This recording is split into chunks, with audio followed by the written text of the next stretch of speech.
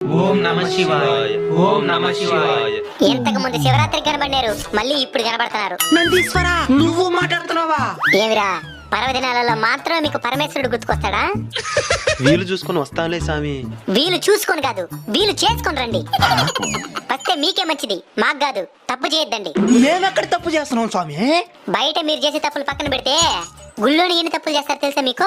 గుళ్ళో తప్పులు చేస్తున్నావా? ఏంది స్వామి అది? మొదట దర్శనం దగ్గరే విఐపి దర్శనం కావాలంటారు. మీకు అధికారాన్ని ఇచ్చిన శివయ్య దగ్గరే మీ అధికారాన్ని ప్రదర్శిస్తున్నారా? శివయ్య ముందు అందరూ సమానమే. మీరు నిజంగా అధికారాన్ని చూపించాలనుకుంటే ఆ డబ్బుని అన్నదానానికో ఆలయ అభివృద్ధికో డొనేషన్ గా రాసివ్వండి. సరే స్వామి. ఇంకోటి, పూజారి బొట్టు పెట్టుకోమని విభూదిస్తే సగం పెట్టుకుంటారు, సగం ఇక్కడే ఉండే గోడల మీద పోసేసిపోతారు. ఇంటికి తీసుకుని పోయి ప్రతిరోజు పెట్టుకుంటే పోయేదే ఉందిరా, అంతా వచ్చేదే గానే. ఆలయం బయటే మీ ఆలోచనలన్నీ వదిలేసిరండి, లోపలికొస్తే నువ్వు శివయ్య అంతే.